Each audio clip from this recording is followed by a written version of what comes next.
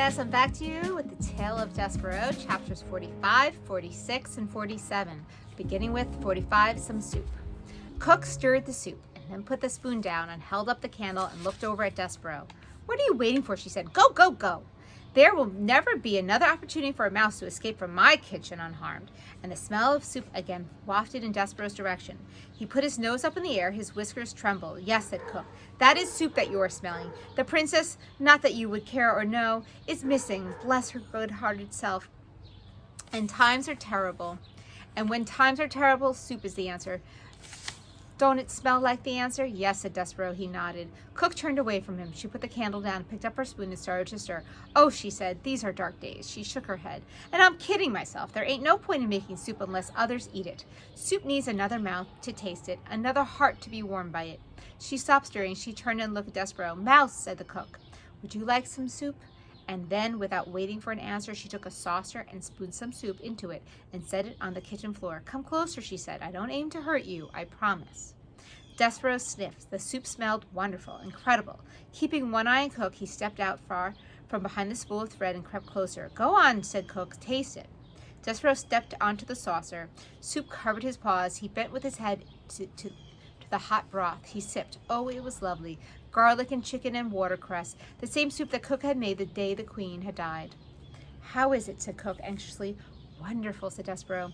"Too much garlic?" asked Cook, wringing her fat hands. "No," said Despereaux. "It's perfect." Cook smiled. "See," she said, "there ain't a body, be it mouse or man, that ain't made better by a little soup." Despereaux bent his head and sipped again, and the cook stood over him, smiling.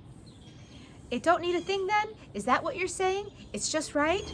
Despereaux nodded. He drank the soup in big, noisy gulps, and when he stepped out of the saucer, his paws were damp, and his whiskers were dripping, and his stomach was full. Cook said to him, "Not done already, are you? Surely you ain't done. You must want more." "I can't," said Despereaux. "I don't have time. I'm on my way to the dungeon to save the princess." "Ha ha!" Cook laughed. "You, a mouse, are going to save the princess?" And this is Despereaux telling the cook how the soup is perfect. "Yes," said Despereaux, "I'm on a quest." "Well, don't let me stand in your way." And so it was that Cook held open the door to the dungeon while Despereaux rolled a spool of thread through it. "Good luck," she said to him. "Ha ha, good luck saving a princess." She closed the door behind and then leaned against it and shook her head. "And if that ain't an indicator of what strange days these are," she said to herself, "then I don't know what is. Me, Cook, feeding a mouse soup and then wishing him good luck in saving the princess. Oh my, strange days indeed." We're on to chapter 46, Mouse Blood, Yes. Despereaux stood at the top of the dungeon stairs and peered into the darkness that waited for him. "Oh," he said, "oh my." He had forgotten how dark the dark dungeon could be, and he had forgotten too its terrible smell, the stench of rats, the odor of suffering. But his heart was full of love for the princess, and his stomach was full of the cooked soup, and Despereaux felt brave and strong. And so he began immediately and without despair the hard work of maneuvering the spool of thread down the narrow dungeon steps. Down, down, down went Despereaux Tilling and the spool of thread. Slowly, oh so slowly they went, and the passage was dark, dark, dark. "I will tell myself a story," said Despereaux. "I will make some light. Let's see, it will begin this way. Once upon a time, yes, once upon a time, there was a mouse who was very, very small, exceptionally small, and there was a beautiful human princess whose name was P, and it so happened that this mouse was the one who was selected by fate to serve the princess, to honor her and to save her from the darkness of a terrible dungeon." This story cheered up Despereaux considerably. His eyes became accustomed to the gloom, and he moved down the stairs more quickly, more surely, whispering to himself the tale of a devious rat and a fat serving girl and a beautiful princess and a brave mouse and some soup and a spool of thread. It was a story, in fact, very similar to the one that you are reading right now, and the telling of it gave Despereaux strength. He pushed the spool of thread with great deal of gusto, and the thread, eager perhaps to begin its honorable task of aiding in saving the princess, leapt forward and away from the mouse and went down the dungeon stairs ahead of him without him. "No!" cried Despereaux. "No, no, no!" He broke into a trot, chasing the thread through the darkness. But the spool had a head start, and it was faster. It flew down the dungeon stairs, leaving Despereaux far behind. When it came to the end of the stairs, it rolled and rolled, until finally, lazily, it came to a stop right at the gnarled paw of a rat. "Yikes! What have we here?" said the one-eared rat to the spool of thread. "I will tell you what we have," said Botticello Rimborso, answering his own question. "We have Red thread. How delightful. Red thread means one thing to a rat. He put his nose up in the air. He sniffed again. I smell, could it be? Yes, most definitely it is. Soup. How strange. He sniffed some more, and I smell tears. Human tears. Delightful. I also detect the smell. He put his nose high in the air and took a whiff of flour and oil. Oh my, what a cornucopia of scent. But below it, what do I smell? The blood of a mouse. Unmistakably mouse blood. Yes, ha ha ha. Exactly, mouse. Botticelli looked down at the spool of thread and smiled. He gave it a gentle push with one paw. Red thread, yes, exactly. Just when you think that life in the dungeon cannot get any better, a mouse arrives. Chapter 47, No Choice. All right. Despereaux stood trembling on the steps. His thread was most definitely gone. He could not hear it. He could not see it. He should have tied it to himself when he had the chance, but it was too late now. Despereaux's dire situation suddenly became quite clear to him. He was a 2-ounce mouse, alone in the dark, twisting dungeon full of rats. He had nothing but a sewing needle with which to defend himself. He had to find a princess, and he had to save her once he found her. It's impossible, he said to the darkness. I can't do it.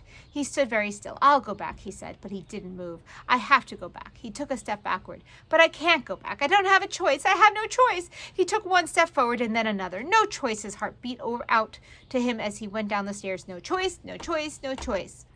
At the bottom of the stairs, the rat Botticelli sat waiting, and when Despereaux stepped from the last stair onto the dungeon floor, Botticelli called out to him as if he were a long-lost friend. Ah, said Botticelli, there you are, exactly. I've been waiting for you. Despereaux saw the dark shape of a rat, that thing that he had feared and dreaded for so long, finally step out of the gloom and come to greet him. Welcome, welcome, said Botticelli. Despereaux put his paw on the needle. Ah, said Botticelli, you are armed. How charming. He put his paws up in the air. I surrender. Oh, yes, certainly, exactly, I surrender. I, said Despereaux. Yes, Botticelli, you. He took the locket from around his neck. He began to swing it back and forth. Please go on. I don't want to hurt you, said Despereaux. I just need to get by you. I am on a quest. Really, said Botticelli. How extraordinary. A mouse on a quest. Back and forth went the locket. A quest for what? A quest to save the princess. The princess, said Botticelli. The princess, the princess. Everything seems to be about the princess these days. The king's men were down here searching for her, you know. They didn't find her. That goes without saying. But now a mouse has arrived, and he is on a quest to save the princess. Yes, said Despereaux. He took a step to the left of Botticelli. How inspiring, said Botticelli. He lazily took a step to his right, blocking Despereaux's way. Why the hurry, little friend? Because, said Despereaux, I have to. Yes, you have to save the princess. Exactly, but before you save her, you must find her, correct? Oh, yes, said Despereaux. What if, said Botticelli, what if I told you that I know exactly where the princess is? What if I told you that I could take you directly to her? Said Despereaux. His voice shook. His paw on the needle trembled. Why would you do that? Why would I do that? Why would I help you? Why? To be of service, to do my part for humanity, to aid in saving of a princess. But you are a rat, supplied Botticelli. Yes, I am a rat, and I see by your trembling that the greatly exaggerated rumors of our evil nature have reached your oversized ears. Yes, said Despereaux. If, said Botticelli, swinging his locket back and forth, if you allow me to be of assistance, you will be doing me a tremendous favor. Not only can I do a good deed for you and for the princess, but my actions will help to dispel this terrible myth of evil that seems to surround rats everywhere. Will you let me assist you? Will you let me assist you, myself and my kind? Reader, was it a trick? Of course it was. Botticelli did not want to be of service. Far from it. You know what Botticelli wanted. He wanted others to suffer. Specifically, he wanted the small mouse to suffer. How best to do that? Why, take him right directly to what he wanted, the princess. Let him see with what his heart desired, and then, only then, faced with what he loved, would Despereaux die. And at the end of it all, how tasty the mouse would be, seasoned with hope and tears and flour and oil and thwarted by love. My name, little friend, is Botticelli Rimorso, and you may trust me. You may trust me. You may tell me your name. Despereaux, Despereaux Tilling. Despereaux Tilling, take your paw from your weapon. Come with me. Despereaux stared at him. Come, said Botticelli. Let go of your needle. Take hold of my tail. I will lead you to your princess. I promise. What, reader, in your experience, is the promise of a rat worth? That's right. 0, zip, nada, goose eggs. But I must ask you this question too. What else was there for Despereaux to hold on to? You are right again. Nothing. And so the mouse reached out. He took hold of the rat's tail. And that's the end of the chapter. And tomorrow I will read you chapter 48 on the tail of a rat. Bye-bye.